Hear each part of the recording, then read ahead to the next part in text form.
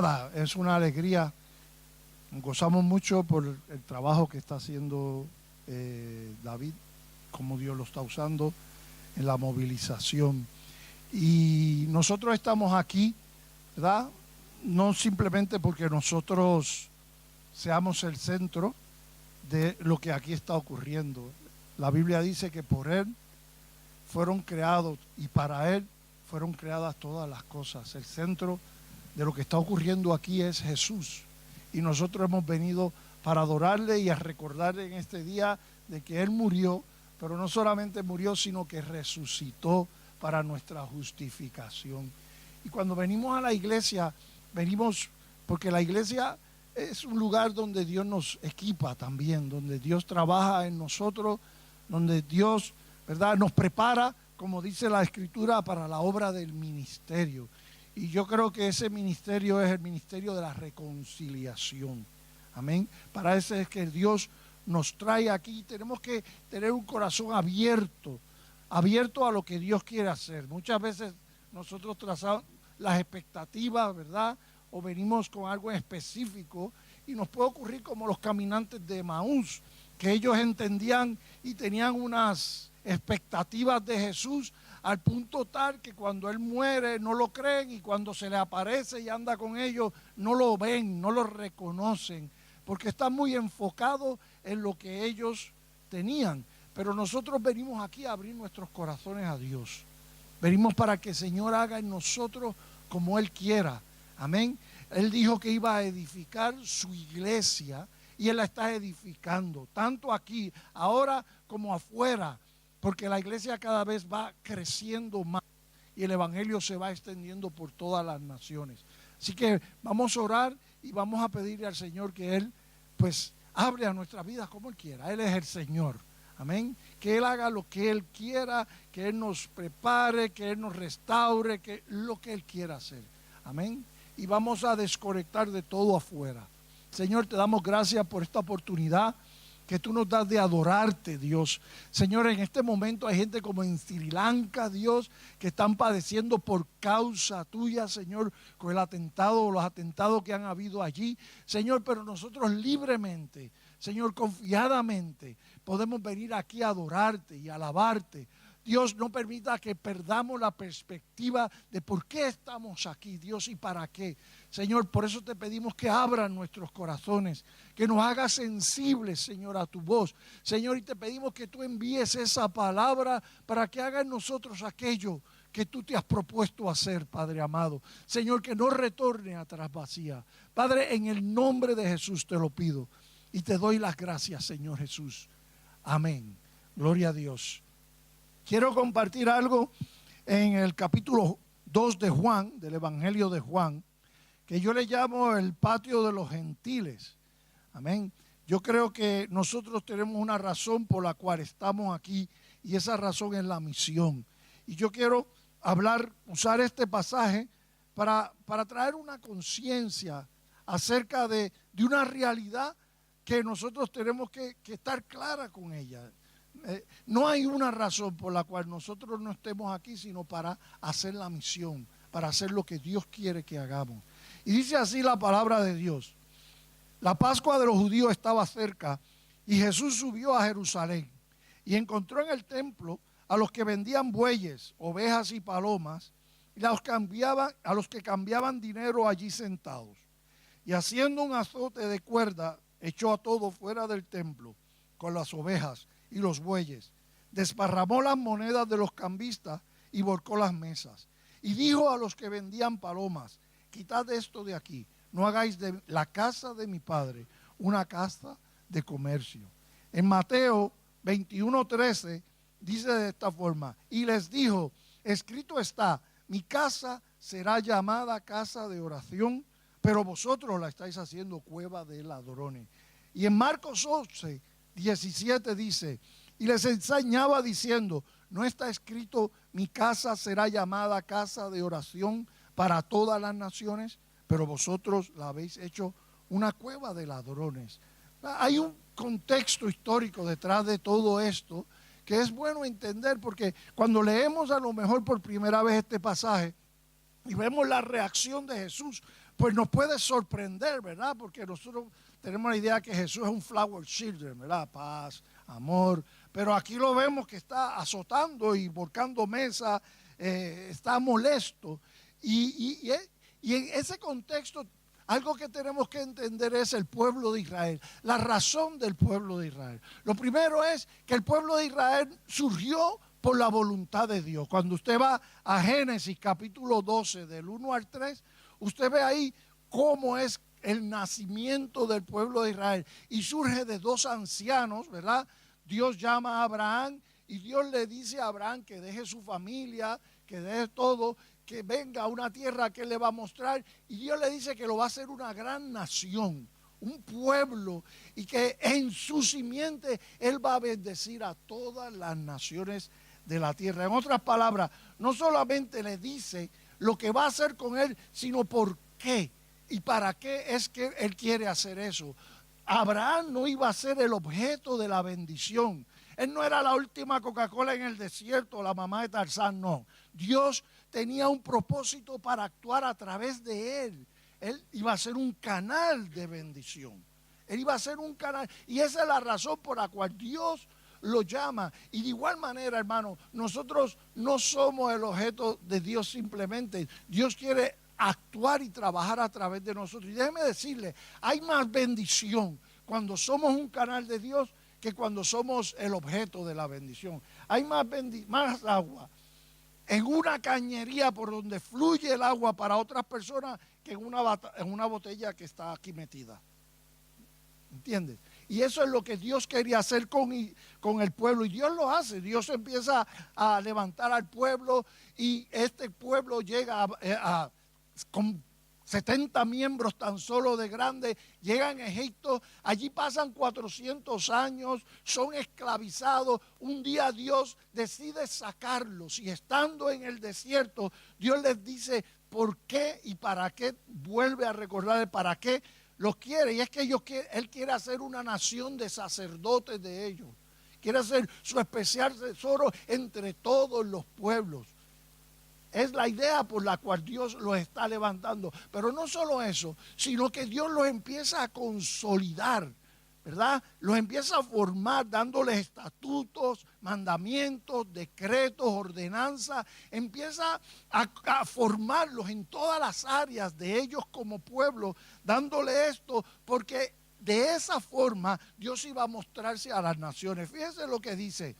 Dice, así que guardarlos y ponerlos en Deuteronomio 4:6, hablando de los estatutos, dice, guardarlos y ponerlos por obra, porque esta será vuestra sabiduría y vuestra inteligencia ante los ojos de los pueblos, que al escuchar todos estos estatutos dirán, ciertamente esta gran nación es un pueblo sabio e inteligente.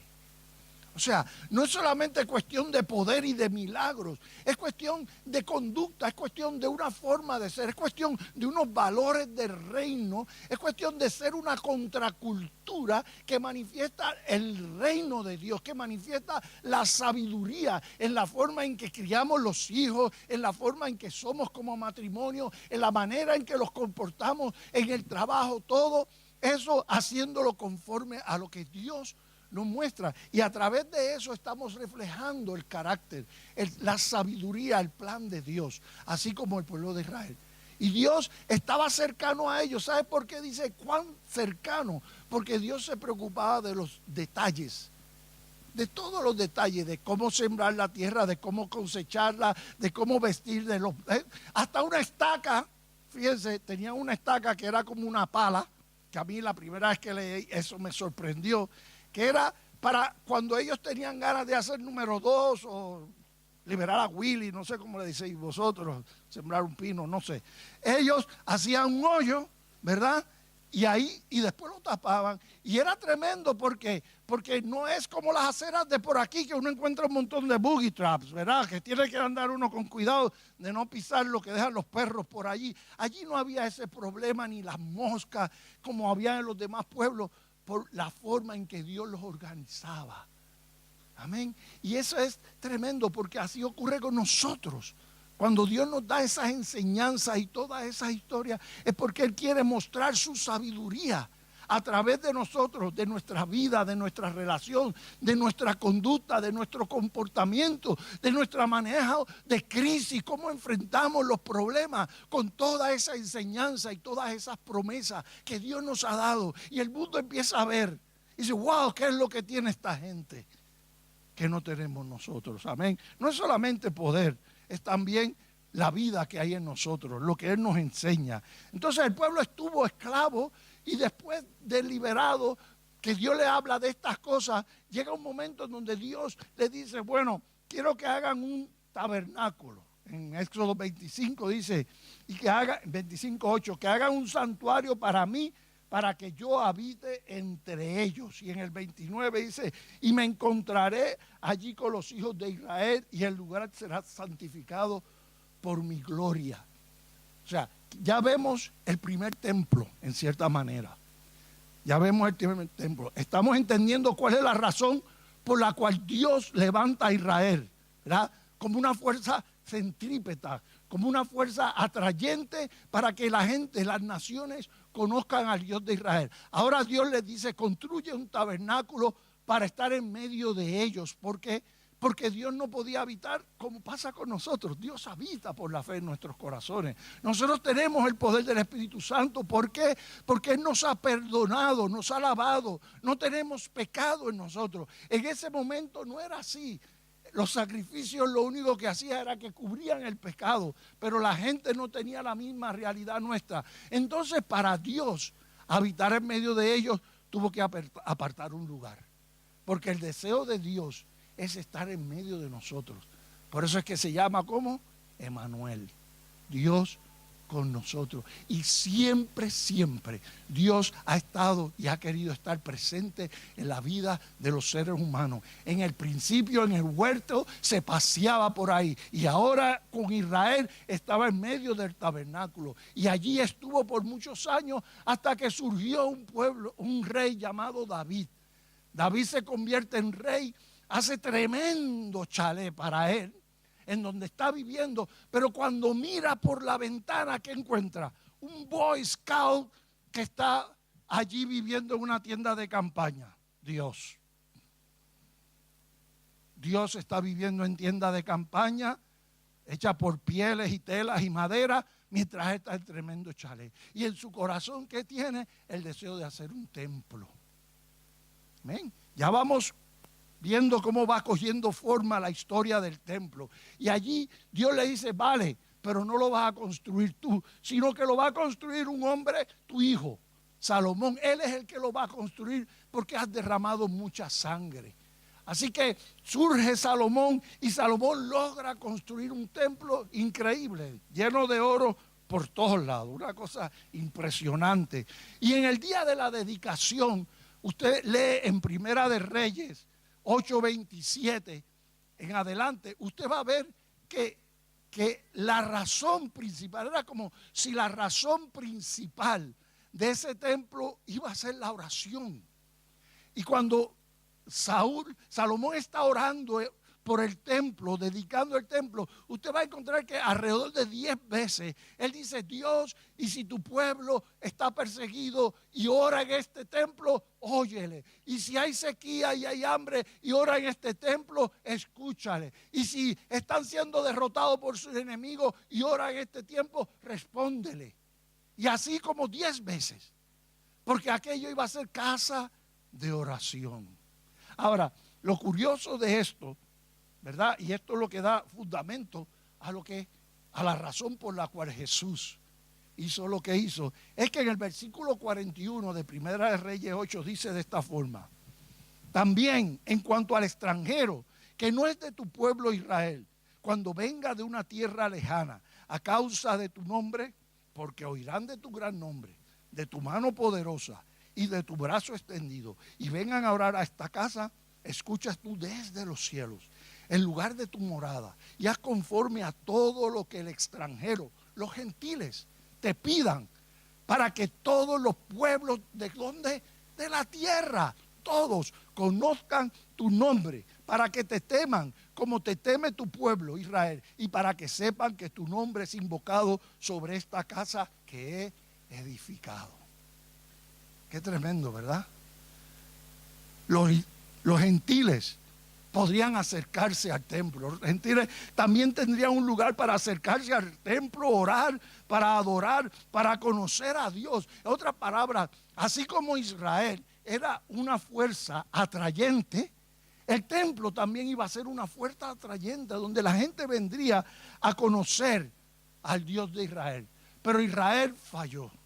Israel falló en su cometido y por causa de fallarle a Dios y apartarse de Dios, ese templo fue destruido en varias ocasiones. Fue destruido hasta que unos años antes, 10, 20 años, no sé cuánto, ahora mismo surge un rey, Herodes, y decide reconstruir el templo que Zorobabel, ¿verdad? En la época de allá de Nehemías y de Esdras había construido y estaba destruido. Decide construirlo y arreglarlo de nuevo. Y es un templo que tarda hasta el año 63 después de Cristo para ser finalizado. Miren todo el tiempo que tuvo en la construcción. Y ese templo es al cual llega Jesús en el día de la Pascua y encuentra a los cambistas. Entonces es bueno entender cómo está hecho ese templo. Fíjate, era un templo inmenso. Dice que era una de las maravillas más increíbles. Y es loco porque en el año 63 lo terminan y en el año 70 es destruido por los romanos. No duró prácticamente nada, ¿verdad?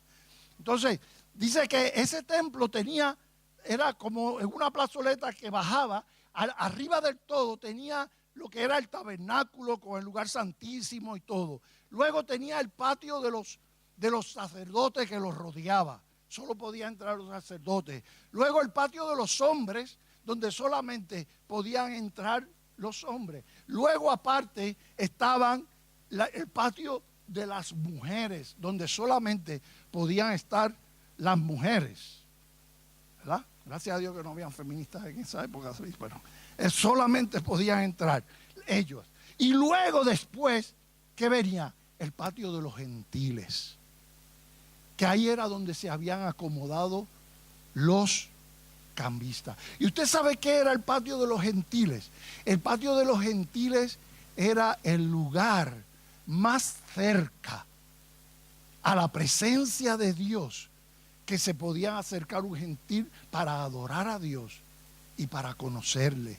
Era el lugar más cercano donde él podía oír la palabra de Dios, podía oír la historia.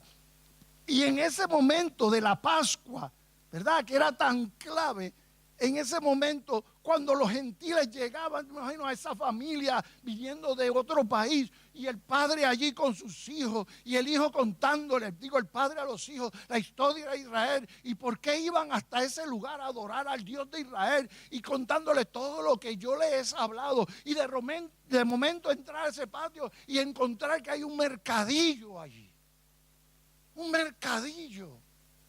Y cuando Jesús vio eso, que aquello que era el lugar donde los gentiles podían conocerle y no estaba siendo obstaculizado, ¿qué hace Jesús? Lo limpia. Lo limpia porque estaba obstaculizando el propósito por el cual aquello allí había sido levantado. Fíjate que Jesús es el cumplimiento de Israel. Jesús es el cumplimiento de Israel. Y una vez lo limpia, dice que empiezan a venir los ciegos, los enfermos, y él empieza a sanarlo. Él empieza a hacer aquello que se supone que hiciera el pueblo de Israel. Amén. En aquel patio. Ahora, viendo este trasfondo histórico, nosotros podemos entender por qué Jesús reacciona de esa forma. ¿Verdad? Ahora podemos entender por qué él está viendo que le están poniendo un tropiezo a los gentiles. Pero, ¿qué va a ser la realidad ahora? ¿Cuál es nuestra realidad ahora? Bien, nuestra realidad ahora es que ya no hay un templo donde Dios habita. No hay una estructura física, un edificio creado por Dios, hecho por Dios, donde Dios habita. No. Ahora, ¿quién es el templo? Pues mira, la Biblia dice en 1 de Pedro 2:5 que nosotros, la iglesia, dice, también vosotros como piedras vivas, sed edificados como casa espiritual para un sacerdocio santo, para ofrecer sacrificios espirituales, aceptables a Dios por medio de Jesucristo. Y en Efesios 2:22 dice, en Él también ustedes, son edificados juntamente para ser morada de Dios por su Espíritu. O sea, nosotros somos ahora el templo. Los creyentes, el cuerpo de Cristo. Y Él llena a este cuerpo de la plenitud de Él. Ya no es el edificio, somos nosotros. Y lo que va a ocurrir a través de nosotros como cuerpo. Y hay unas cosas que ocurren en nosotros cuando nos juntamos como pueblo, como cuerpo, como templo de Dios, que tienen que darse para que la gente pueda conocer a Dios. Pero no queda ahí. También cada uno de nosotros, cada discípulo, es un templo. Dice en 1 Corintios 3:16, ¿no sabéis que sois templo de Dios y que el Espíritu de Dios habita en vosotros? Y en 1 Corintios 6:19, ¿o no sabéis que vuestro cuerpo es templo del Espíritu Santo, que está en vosotros, el cual tenéis de Dios y que no sois vuestro? ¿Quién es el templo ahora? Nosotros. ¿Dónde está morando la presencia de Dios ahora? En nosotros. Entonces, ¿cuál es la estrategia de Dios al hacer eso? La estrategia de Dios ya no es que nosotros nos convirtamos en una fuerza centrípeta, ¿verdad? En donde tenemos que traer, y todo el mundo es, vayan a la iglesia, y vayan a la iglesia, y vale, está bien, eso es parte, pero no es la intención de Dios que nosotros seamos una fuerza atrayente simplemente, sino que la Biblia dice en Juan 20:21, Jesús entonces les dijo otra vez, paz a vosotros, como el Padre me ha enviado, así también yo os envío. Y en Mateo 28:19, que me imagino que la habéis leído bastante aquí, id pues y haced discípulos de todas las naciones, bautizándoles en el nombre del Padre, del Hijo y del Espíritu Santo, enseñándoles y ahí.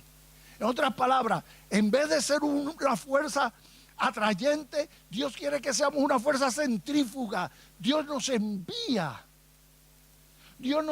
como pequeños patios, ¿verdad? De gentiles. Dios nos envía llenos de la presencia de Dios. Dios nos ha creado. La Biblia dice, hermano, que hemos sido creados en Cristo Jesús para buenas obras. La Biblia dice que nosotros somos ¿qué? Luz.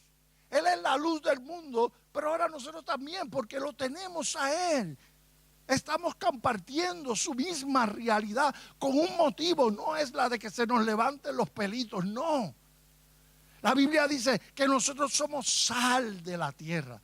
La Biblia dice en 1 de Pedro que nosotros somos pueblo escogido, nación santa, pero ¿con qué propósito? Anunciar las virtudes. Anunciar las virtudes de aquel que nos rescató. Y entramos en una realidad entonces que estamos viviendo hoy día. Estamos viviendo una realidad donde la gente no quiere ir a la iglesia, donde la gente no quiere. La cristiandad ha pasado de historia.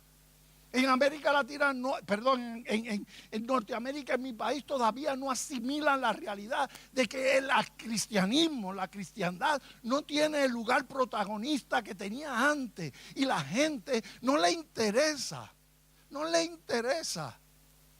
llegar a la iglesia, ni ir a los cultos evangelísticos, ni nada de eso, ni de oración. Rechazan.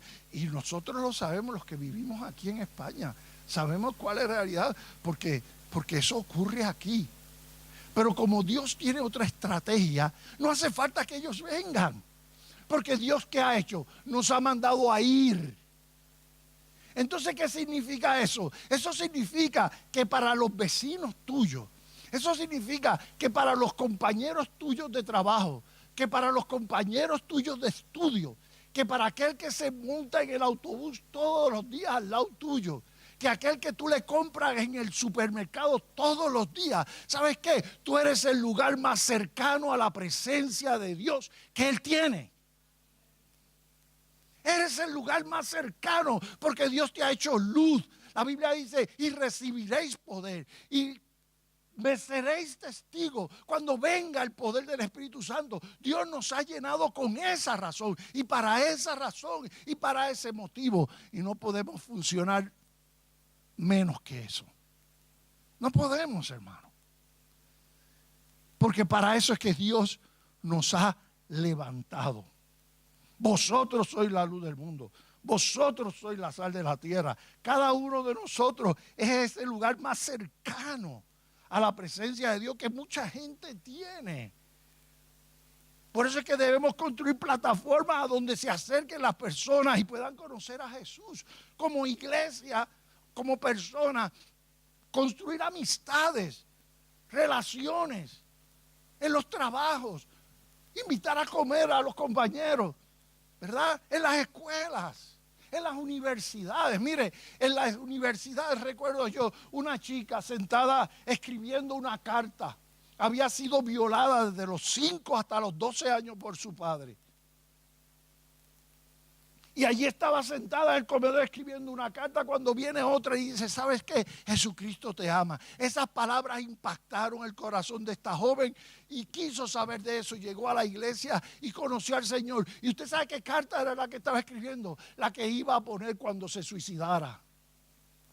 Esa era la carta. Yo les contaba de los 2 chavales que estando en un barrio donde más demonios por centímetro cuadrado había, se pusieron a hablarle a un borracho que no podía ni sentarse de tan borracho que estaba. No podía ni sentarse.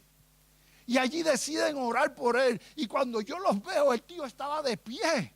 Yo lo había visto que ellos lo sentaban y se caía. Y lo sentaban y se caía. Sobrio, se le fue todo.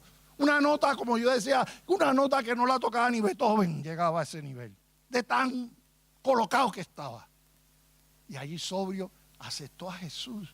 O el chaval que se va a este leprocomio del último que quedaba y se mete tembloroso, con temor, asustado, 19 años, iba a estudiar medicina y él sabía y había leído que la lepra te puede salir 30 años después de que tú la coges. Asustado decide ir allí a predicar. En el cuarto donde se mete hay una cama aparte, rodeada por una sábana. Y cuando él pregunta, ¿quién está allí? Dice, ahí está Carmelo, pero ahí no te acerques porque ese no le interesa a nadie. Lo que vas a buscar es un regaño de él. Y él se acerca y dice, Carmelo, Cristo te ama. Y allá el hombre, ¡ah! Todos los tactos, la taquería que podía haber dicho, la soltó. Y él se va. Y dice, esta semana voy a ayunar y orar por él. Para la otra semana que viene voy a volver. Y lo hace y vuelve. Carmelo, Cristo te ama. Peor todavía. Así que decide poner a un grupo de personas a orar y ayunar por él. Al tercer domingo le dice, Carmelo, Cristo te ama. Carmelo dice, pasa para acá. Era una peste la que había. El tío se estaba pudriendo con la lepra. Una peste. Cuando él abra, el hombre supuraba por las llagas por todos lados. Supuraba. Y Carmelo le dice, Cristo me ama. Es verdad, y tú me amas. Si Él me ama y tú me amas, quiero que me des un abrazo. Quiero que me des un abrazo. Y allí el chaval de 19 años le dio un abrazo. Y Carmelo comenzó a llorar. Cambió la vida del hombre, quitó la sábana, era el que motivaba a todos y los hacía prepararse para cuando viniera el grupo a predicar la palabra. 3 semanas después Carmelo se fue, pero se fue con el Señor. ¿Por qué? Porque había un patio de gentiles allí cerca de él. Hubo un patio que no tenía cambistas, que no había gente vendiendo cosas, sino que estaba expresando y manifestando la gloria de Dios, hermano. Y Dios nos ha salvado para eso. Nosotros estamos aquí para eso. La Biblia está escrita y todo lo que hay en la Biblia habla de la misión de Dios. Y Dios nos ha puesto para hacer la misión, para hacer patios de gentiles, que manifestemos la gloria y el amor de Dios a todos los que nos rodean. A las viejitas que viven solas. ¿Cuántos hay aquí en España? Que algunos mueren y no los descubren hasta semanas después. Los jóvenes que se están suicidando 10 cada día en las drogas.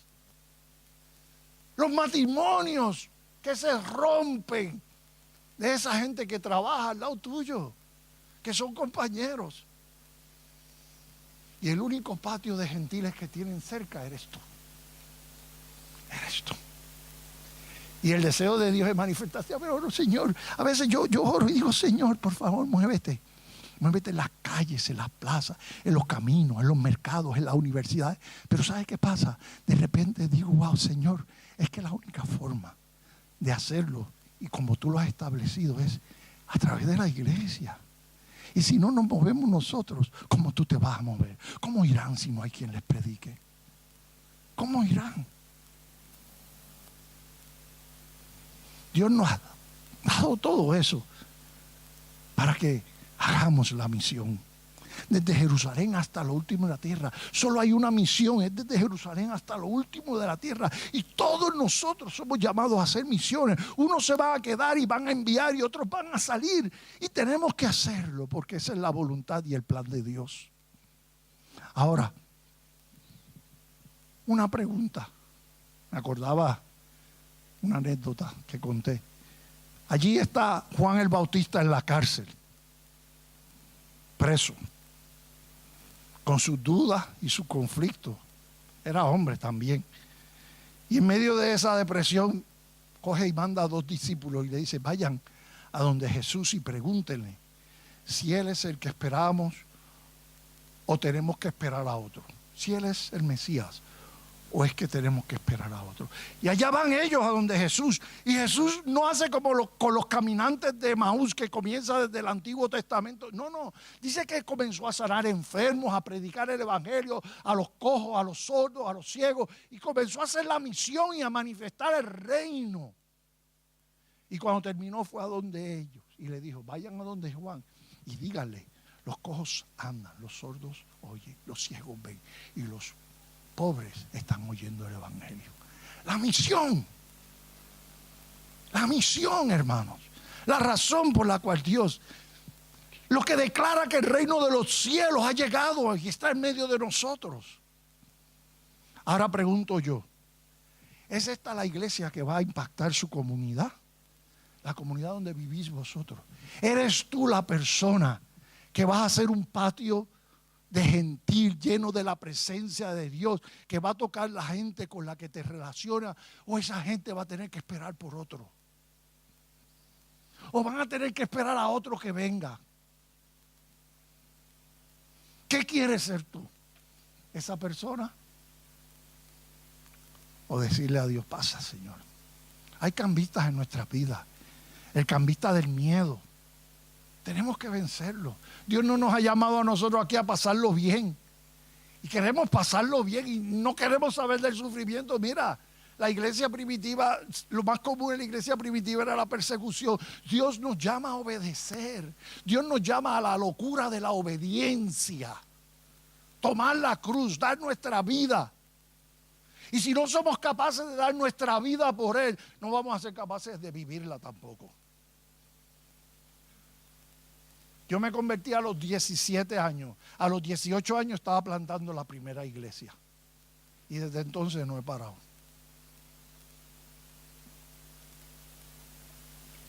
Y eso es lo que Dios quiere.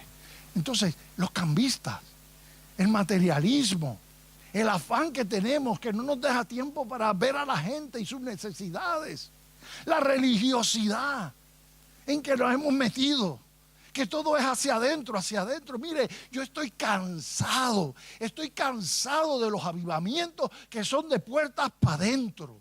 Yo quiero ver uno como el que yo vivía a los 17 años, de puertas para afuera. Cuando la iglesia no quería saber de los hippies, no les interesaba, pensaban que ellos estaban reprobados. Dios se enrolló las mangas y empezó a salvarlos. Y vinieron por miles y fueron llenos del Espíritu Santo y hicieron una revolución en Puerto Rico, en Estados Unidos y en muchos otros lugares.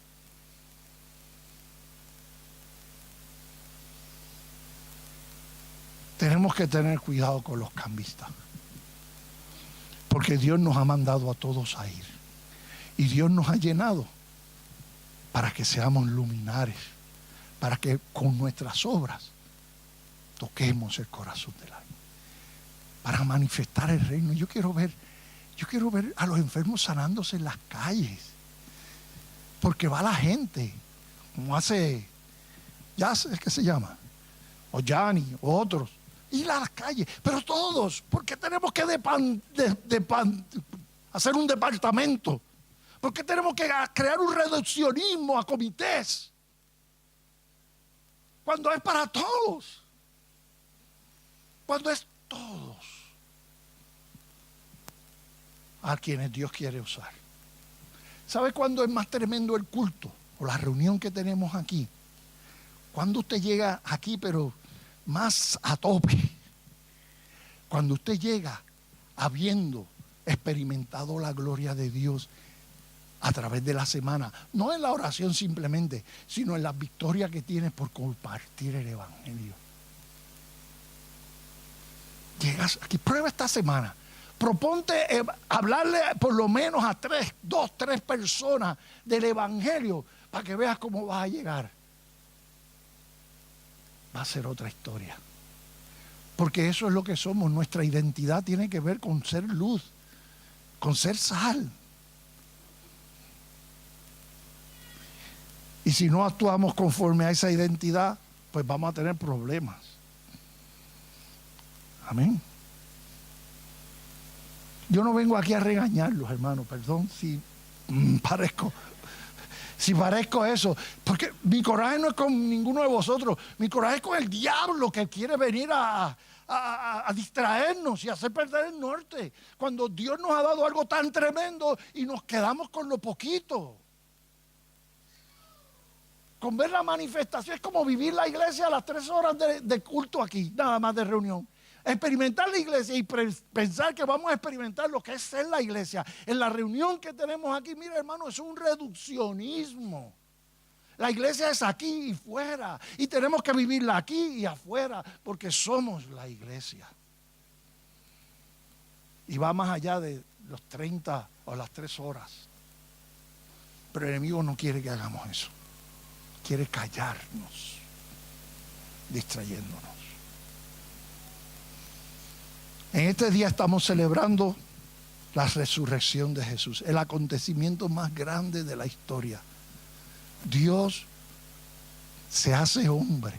Mire, nos impresiona el hecho de ver cómo Dios se vuelve hombre. Digo, hombre y se vuelve glorificado Dios en la resurrección. Pero imagínate la impresión que se llevaron los ángeles cuando viendo por toda la eternidad a un Dios con toda su gloria, comenzó a despojarse, a vaciarse a sí mismo y se hizo hombre y como hombre obediente hasta la muerte. ¿Y sabe por qué Él murió? Porque todos nosotros estamos sentenciados a muerte. Todos nosotros estamos en el pabellón de la muerte, esperando a morir y irnos al infierno. Pero Él vino a salvar. Él no vino a condenar porque ya estábamos condenados. Él vino a salvar lo que estaba condenado. Y por eso murió, para tocar, ¿verdad? Para tomar nuestro lugar, y por eso resucitó, para llenarnos del Espíritu, de ese Espíritu de la resurrección que lo levantó de los muertos, llenarnos a nosotros para ir y llevar el Evangelio. Así que vamos a orar. Vamos a orar.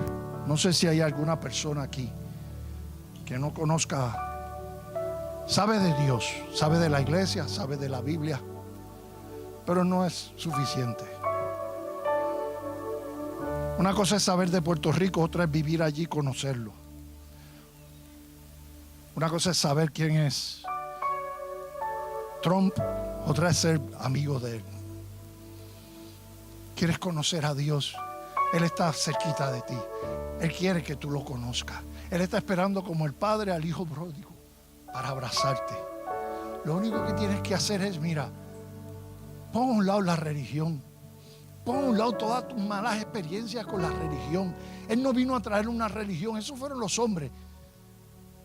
Piensa en una persona, en Jesús, y piensa que Él es Dios y que Dios vino a morir por ti. Si eres capaz de creer eso y de decirle, Dios, tú moriste por mí, yo lo creo. Yo te entrego mi vida y quiero seguirte. Quiero ser un discípulo tuyo. Quiero que tú dirijas mi vida. Si hoy eres capaz de hacer eso, sabes que vas a experimentar un milagro. El milagro del nuevo nacimiento. y vas a poder ser lleno del Espíritu Santo. Pon a un lado la religión y piensa en una persona, Jesús. ¿Hay alguien aquí que quiere aceptar a Jesús? Ahorita, Dios te bendiga. ¿Alguien? Ahorita no lo vi, había uno y no lo vi. Si hay alguna persona y quiere pasar aquí al frente para orar por ti, bien, y pasa. No tenga miedo de pasar. Jesús lo crucificaron públicamente. No tuvo miedo de morir públicamente por ti. Ven, pasa. Sin miedo, venga. Que a Dave lo tenemos aguantado ahí para que no muerda. Pasa por aquí, ven. Si hay alguien que puede, vamos a orar y vamos a entregar nuestra vida al Señor. Vamos a orar por ellos. Señor, te doy gracias por tu amor. Te doy gracias por tu bondad. Y te pido, Padre amado, por estas dos personas, Señor, que tú has tocado. Yo te pido, Dios, que tú obres en ellos ahora ese milagro, el milagro del nuevo nacimiento. Te pido, Dios, que tú los limpies de todo pecado, de toda maldad. Que tú los hagas nacer de nuevo, Señor. Que pongas un corazón nuevo, una mente nueva, Padre, en ellos, Señor. Y que pongas el anhelo de seguirte, Padre amado. Señor, en el nombre de Jesús, rompe toda cadena, rompe toda atadura, Padre, en el nombre de Jesús. Y llénanos con tu Espíritu, Padre, para seguirte, Dios. En el nombre de Jesús te lo pido. Y ahora yo quisiera orar por aquellos que están teniendo cambistas en sus vidas, que no les están dejando hacer la misión. Aquellos que sienten miedo a ir. Aquí hay gente que Dios va a sacar a las misiones. Aquellos que sienten miedo de hablarle al vecino, al compañero, que se avergüenza. Aquellos que han perdido la sensibilidad. Si hay gente así que quiere que ore por él porque quiere ser una verdadera luz para la gente que le rodea. Mira, vamos a orar. ¿Hay alguien que quiere orar? Póngase de pie ahí. Todos aquellos que Dios ha hablado a su corazón en esta mañana y quiere que Él lo haga un patio de gentiles donde la gente pueda conocer a Dios. Todo aquel que quiere que Dios lo use para alcanzar a otros. No lo haga porque los demás, hágalo por convicción, porque Dios me habló y quiero responderle. Él me habla, siempre decimos Dios me habló, sí, pero vamos a responderle ahora a lo que Él me habló. Y vamos a decirle, sí, Señor, sí, Dios, perdóname. Señor, perdona mi comodidad, perdona mi religiosidad, perdona mi miedo, perdona mi falta de conciencia. Señor, perdóname, lléname, quiero ser alguien que manifieste tu gloria a los que no te conocen, que la gente pueda conocerte a través de mí. Padre, en el nombre de Jesús, mira a todos estos hermanos. Oh Dios, tú moriste para llenarlos, tú moriste, Dios, Señor, y tú le has dicho a ellos, como el Padre me envió, así yo los envío. Señor, yo reprendo, Padre, todo aquello que quiera detenerlos, todo aquello que quiera estorbarlo, Padre, todo aquello, Señor, que no deja que ellos puedan cumplir con tu voluntad. Señor, repréndelo, quítalo, quita el miedo, quita la comodidad, quita la indiferencia. Padre, y trae un corazón misional. Dios mío, trae un corazón misional. Padre, trae pasión por los que no te conocen, trae compasión, trae denuedo, trae atrevimiento. Padre, enciende, Dios, en el nombre de Jesús. Yo te pido que les dé oportunidades para hablar de ti, para compartir del evangelio, Dios mío, en el nombre de Jesús. Que sean instrumentos tuyos, Padre. Señor, te lo pido en el nombre de Jesús. Y yo sé que tú lo haces, Dios, porque para eso nos has traído, para prepararnos para la obra del ministerio. Gracias, Señor. En el nombre de Jesús. Amén.